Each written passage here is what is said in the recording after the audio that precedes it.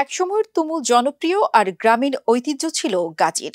সময়ের সাথে সাথে আধুনিকতার অতলে হারিয়ে যেতে বসেছে এই ঐতিহ্যবাহী লোকসঙ্গীত।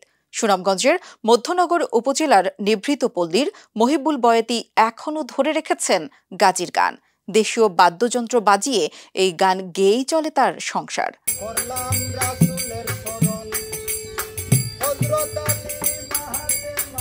লোকসঙ্গীত আবহমান বাংলার জীবনধারা, সংস্কৃতি ও মানুষের আবেগ অনুভূতির উজ্জ্বল অনুষঙ্গ। এই সঙ্গীতে উঠে আসে জীবনের গভীর তত্ত্ব, সুখ দুঃখ আর মানবিক গল্প। লোকসঙ্গীতের এই ভিন্নধর্মী ও সমৃদ্ধ ধারা হল গাজীর গান বা গাজীর পালা।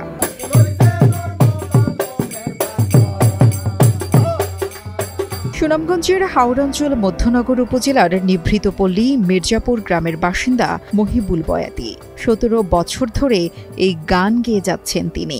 তার গাজীর গানের দলে হারমোনিয়াম মাস্টার, ঢুলি মাস্টার ও জুরি মাস্টার হিসেবে থাকেন যথাক্রমে মধ্যনগর উপজেলার হামিদপুর গ্রামের বরকত আলী, চান্দালিপাড়া গ্রামের ফুলমিয়া ও তার ভাতিজা সাফায়েত। বাড়ি বাড়ি গিয়ে এ গান গেয়ে যা উপার্জন হয় তা দিয়েই কোনো মতে চলে সংসার।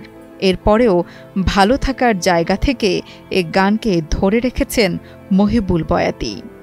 ১৭-১৮ বছর ধরে আমি গান করতেছি, এই গানটারই ধরে নিয়ে আছি। তবে সারা জীবন এটারই আমার ধরে রাখতে হবে। রোজগার কম, আমার মনোবল নিয়ে অনেক সুখে আছি, অনেক সুখ শান্তিতে দিন কাটাইতেছি। তবে আল্লাহর কাছে শুকরিয়া আদায় করি যে ওলির জীবনী নিয়ে আমার জীবনটা কাটাইতাম পারছি। আরো যেন সামনে আমি এই রাস্তায় দিন যাবন কাটাই আর সুখে শান্তিতে দিন কাটাইতাম পারি। গাজীর গান মূলত লোকজ গাজী পীরের বন্দনামূলক সঙ্গীত। সুনামগঞ্জ, নেত্রকোনা, সিলেট, ময়মনসিংহ, নোয়াখালী, চট্টগ্রাম ও ফরিদপুর অঞ্চলে এই গানের প্রচলন ছিল সবচেয়ে বেশি। আমরা শুনি মজার গান, আমরা এই এলাকার মধ্যে গাজীর অনেক শুনে, এটা আমরা খুব ভালো পাই। বাউল সম্রাট শাহ আব্দুল করিম তার গানে বলেছেন, বর্ষা যখন আইতো গাজীর গান হইতো, রঙে ঢঙে গাইতো, আনন্দ পাইতাম। এই মরমী সাধকের গানের সুরে তাল মিলিয়ে বলা যায়, এখনও হাওড়া অঞ্চলের মানুষের বর্ষাকালে বিনোদনের অন্যতম মাধ্যম গাজীর গান। আমার এলাকার মানুষ আর কি এটা অনেক হয়, দেখতেও ভালো লাগে।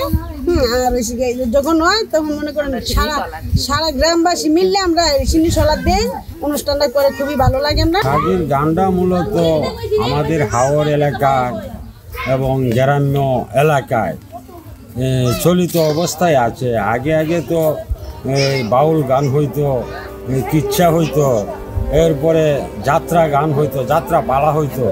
হাওড় জনপদের লোকজ এই ঐতিহ্য গাজীর গানকে টিকিয়ে রাখতে প্রশাসনের পক্ষ থেকে সব ধরনের ব্যবস্থা গ্রহণ করা হবে বলে জানান মধ্যনগর উপজেলা নির্বাহী কর্মকর্তা।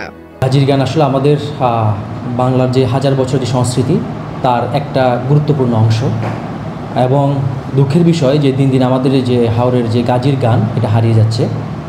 তো মহিবুল বয়াতি নামে একজন ব্যক্তি, যিনি এখনও আমাদের মধ্যনগরের মির্জাপুর গ্রামের থেকে এই গাজী গানটা তিনি ধরে রেখেছেন। তো এটা আসলে আমাদের জন্য একটা বিশাল সৌভাগ্যের ব্যাপার যে হারিয়ে যাওয়া এই কৃষ্টি কালচারকে উনি এখনও ধরে রেখেছেন। তো আমরা তার গান শুনেছি, তিনি চমৎকার আসলে গাজী গান পরিবেশন করেন। আমাদের উপজেলা প্রশাসনের পক্ষ থেকে আমরা চেষ্টা করব যাতে এই গাজীর গানটাকে যাতে উনি ধরে রাখতে পারেন, এই ব্যাপারে যত পৃষ্ঠপোষকতা করা যায় সেটা আমাদের পক্ষ থেকে আমরা চেষ্টা করব, এবং আমাদের যে কোনো যে সাংস্কৃতিক অনুষ্ঠানগুলো হবে সেখানে আমরা ওনাকে আমন্ত্রণ জানাবো, যাতে তার মাধ্যমে আমরা সমগ্র মধ্যনগর তথা সমগ্র বাংলাদেশে যাতে এই গাজী গানটা আমরা প্রচার করতে পারি। দলনেতা সাধারণত গায়ে আলখাল্লা ও মাথায় পাগড়ি পরে নিয়ে আসরের চারিদিকে ঘুরে ঘুরে গান পরিবেশন করেন। গাজীর গানে ধর্মীয় ও বৈষয়িক ভাবনার এক অনন্য সংমিশ্রণ দেখা যায়। যদিও গাজী পীর মুসলমান, তবুও তিনি ছিলেন অসাম্প্রদায়িক। এই লোকজ ঐতিহ্যের শেষ প্রহরী হয়ে টিকে আছেন যারা, তাদের গল্পই বাংলার প্রাণের সুর। আধুনিকতার ভিড়ে হাওড়ের গাজীর গান যেন হারানো এক নিঃশব্দ আওয়াজ, যা আজও কিছু মানুষের প্রাণে বাজে। আলামিন সালমানের পাঠানো তথ্য ও ভিডিও চিত্রে ডেস্ক রিপোর্ট, কালের কণ্ঠ।